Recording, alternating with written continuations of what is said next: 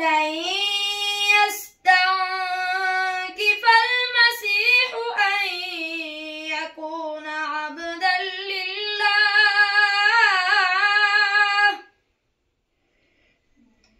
أن يكون عبدا لله ولا الملائكة المقربون.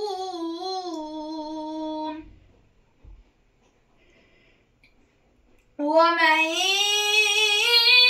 يستنكف عن عبادته ويستكبر فسيحشرهم إليه جميعا.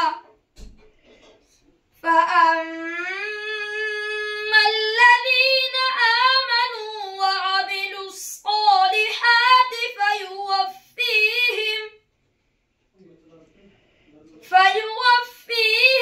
أجورهم ويزيدهم من فضله. وأما الذين استنكفوا واستكبروا فيعذبهم عذابا أليما ولا يجدون لهم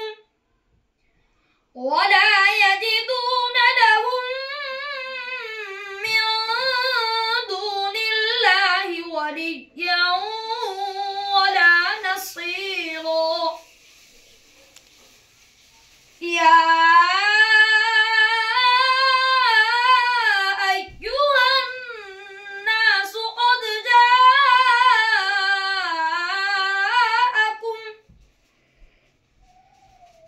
جاءكم برهان من ربكم وأنزلنا إليكم نورا مبينا. فأما الذين آمنوا بالله واعتصموا به فسيدخلهم في رحمة